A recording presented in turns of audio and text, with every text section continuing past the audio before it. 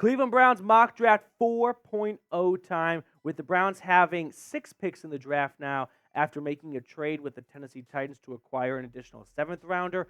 I thought, you know what? Mock draft shelf life only has a few days left on it, so let's run through another mock draft.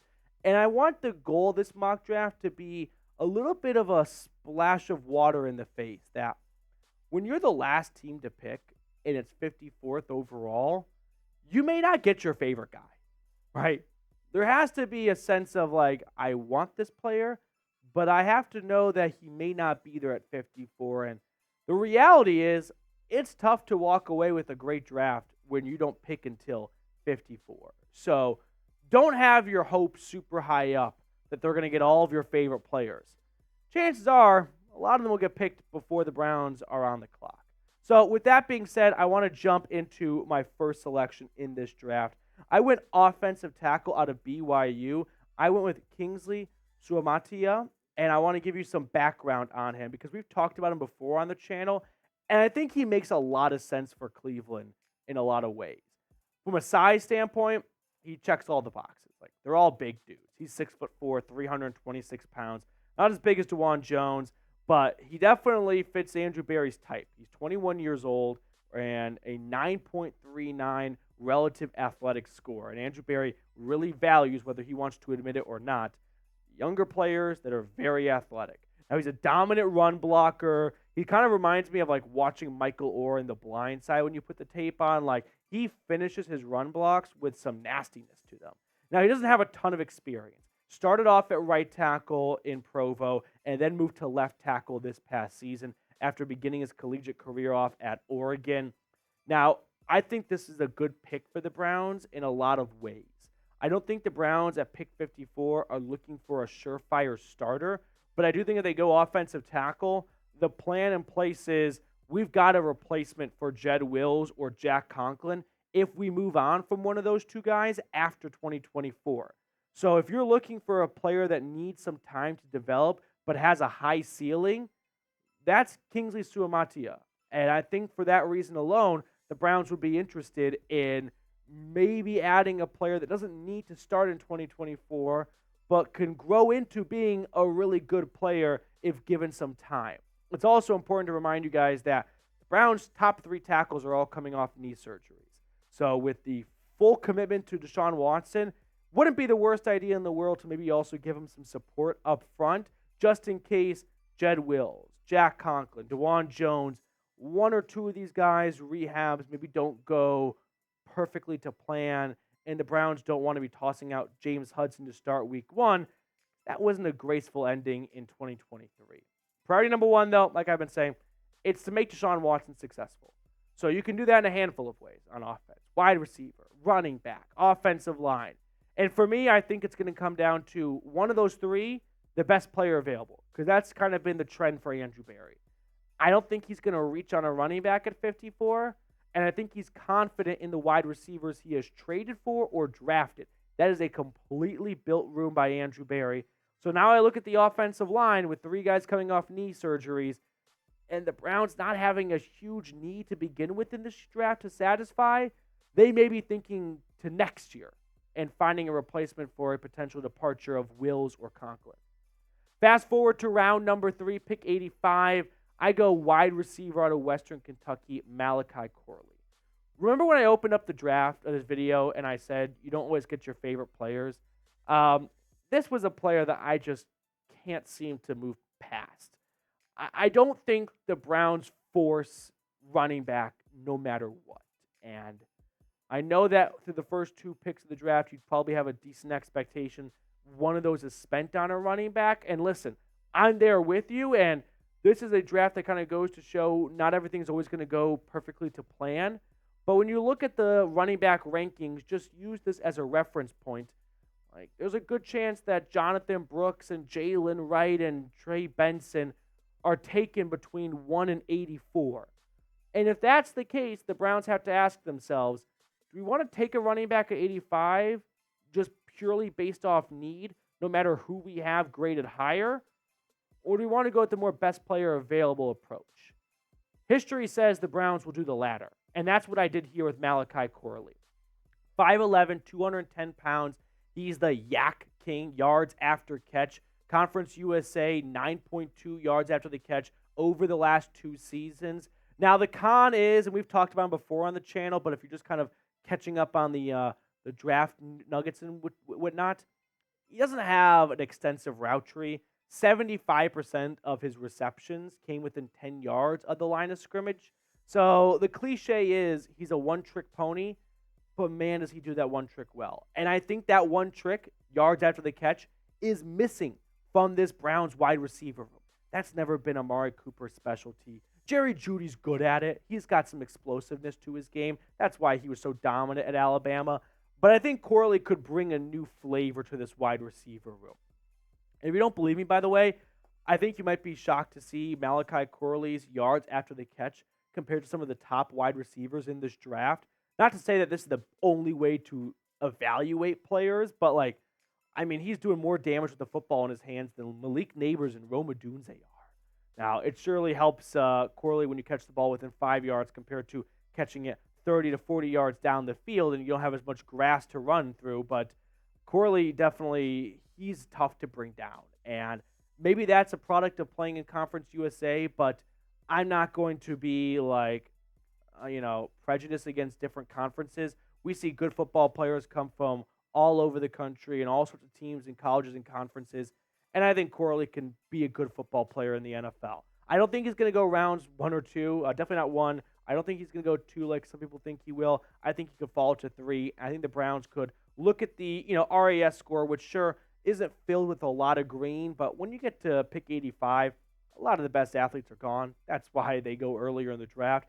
But he still has an RAS score of 7.75, and the cutoff line for Andrew Berry a lot of the time has been 7, so he's north of that, and I'm just kind of zeroed in on Corley to Cleveland. And very well could be wrong on this, but to me, it just makes a lot of sense for the Browns to go after a receiver that fits what they're looking for offensively. Kevin Stefanski, he spoke to the media earlier this week, and he said, we're looking for to attack on offense. And maybe that results in drafting players that fit the puzzle pieces we still have to plug in. And right now, the last puzzle piece in this wide receiver room is a Yak King. Now, who is your top draft target? I really like Jalen Wright out of Tennessee. Unfortunately, he had already gone by pick 85, and I'm just not going to force a running back pick just for the sake of taking a running back when I think Malachi Corley is going to be better than some of the running backs in this draft class. Moving on to round number 5, no fourth rounder for Cleveland. Remember, I go linebacker now out of Kentucky, Trevin Wallace. Now, I wish I could have gotten Edgerrin Cooper earlier, but unfortunately he was picked by 54, and we got to brace for that. So instead, I waited for Wallace in the early stages of day 3. 6'1", 227 pounds, 4.51 40-yard dash. He was a 2-year starter in Lexington. Now, the pro I have for him is great physical traits and production. He did a lot of good things at Kentucky, and he's an awesome physical specimen. The con is he's got a very raw product to his game, and a team's going to need to really coach him up because he tends to be more of a reactionary linebacker than an instinctive linebacker. And that position requires great instincts. And so when you look at his athletic testing, he definitely fits the mold of a kind of player Andrew Berry looks for. But he needs some coaching, and he definitely needs some polishing. And I wonder who would be a good man for that job. Oh, I don't know. What about Jim Schwartz? What about Mike Vrabel? 2 defensive coaches on this team. Give them Wallace, one of the best athletes at linebacker in this class. I think they could round out some of the rough edges. Don't you agree? And I think Wallace, at least initially, when it comes to the linebacker room, he may not be a guy that's going to initially contend with Devin Bush for a starting spot because that's kind of the only one up for grabs-ish. But he's going to provide a big spark on special teams. And we're seeing with the kickoff change rule, it's important to have guys that can play in at least 2 phases, offense or defense in special teams. And I think Wallace can definitely come in here and at least provide that type of boost. Now, before we get on to the rest of my mock draft, quick shout out to our sponsor today, Prize Picks. That is daily fantasy made easy. where all you have to do is pick 2 to 6 players and then choose more or less on their projected stats. Now, if you're a little confused on what that means in English, Prize Picks has an awesome deal where all you've got to do is just log on, pick some of your favorite players, and then choose more or less. Let me simplify it even further. Taking the more on Jerry Jeudy's season long for 2024 stat projection of 725 receiving yards. He's accomplished that goal before. No reason why he can't do it in Cleveland. I like the more on Myles Garrett at 13.75 sacks. And I'm just going to be a hater and fade TJ Watt and take the less on his sack total. So if you like my predictions and my selections and you want to roll with me for 2024, download the Prize Picks app today and use code CLNS for a first-time deposit match up to $100. I put all that information in the comments and description of today's video. Prize Picks. Pick more, pick less. It's that easy. Okay, moving on to days 3 of my mock draft here. Fast forwarding to round 6, where I'm going to go with Illinois tight end Tip Ryman. So let's get to know Ryman a little bit here, as I know day 3 of the draft can be a little bit more of the, to be honest, boring side of things here. But I'm a draft junkie, and I enjoy going all the way through rounds 1 to 7.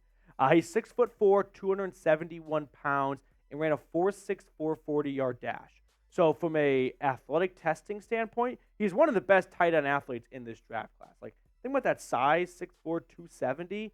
We're not very far off from offensive tackles, and he's running a very quick 4.6 440-yard dash. Now, he doesn't have the best agility necessarily, and he might not have the greatest quickness altogether, but I do think at Illinois he showed a lot of good tape and potential that for a round 6 selection, I could see the Browns going. We don't have a ton of depth behind David Njoku. We've already expressed some interest in another tight end in this draft class. This screams Andrew Berry to me. On to round number 7, and I'm not proud of myself, but it's only now that I address running back. And the reason being is I don't see Berry reaching on a back. And the way this mock draft unfolded and the way the NFL draft may unfold, there may not be the perfect running back waiting for the Browns in rounds 3 or 5. I don't think Berry is going to just rush to take a running back. So unfortunately, it had to wait till round number 7, which is not great, but we'll have to wait and see how this thing unfolds. So I went with Isaac Guerendo, though. He's 6 foot, 221 pounds. He ran the fastest 40-yard dash of all running backs, 4.33. Now, he doesn't have a lot of experience. He only has one career start. He started his career off at Wisconsin, was a backup there for several years, transferred to Louisville. He kind of split the backfield with another back at Louisville, only started in the bowl game for them, but he did show a lot of pop. Like 810 rushing yards, 234 receiving yards. He averaged 6.1 yards a carry. He was an explosive playmaker. Now, the question is, can he repeat that, or was it a one-hit wonder type of season for him? He's a little bit older, and I know that's not Berry's type, but you can't be too picky when it comes to round 7. So I think Guerendo has a pretty good, high ceiling, but I'm not going to just stake my flag in the poll and think because of one season at Louisville when he splits carries with another player, he's going to have a great career in the NFL. To round out this mock draft, the Browns acquired an additional 7th rounder when they traded Leroy Watson to the Titans. And with pick 243, I go defensive tackle out of Auburn, Marcus Harris. 6'2", 286 pounds. He led Auburn in tackles for loss and sacks last season. A 3-year starter for the Tigers. Began his career off at Kansas. Actually led the team in tackles for loss in Lawrence. Then he transfers to Auburn, and he continues to be a highly productive player.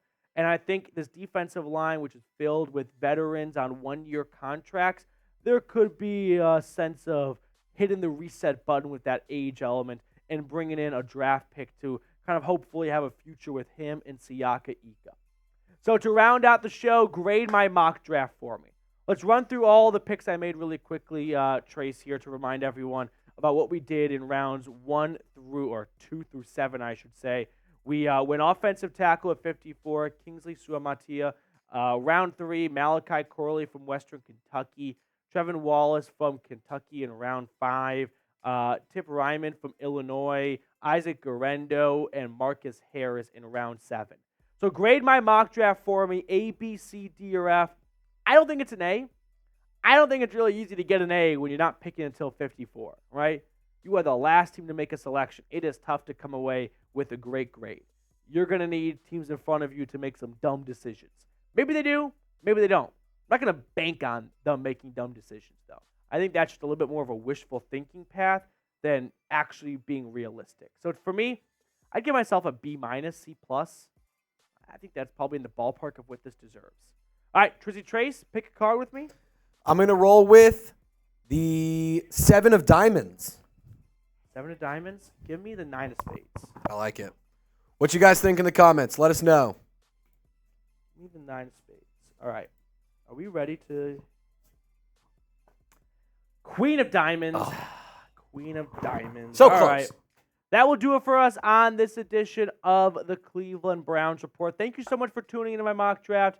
Make sure to stick around for all of our draft coverage throughout the upcoming week.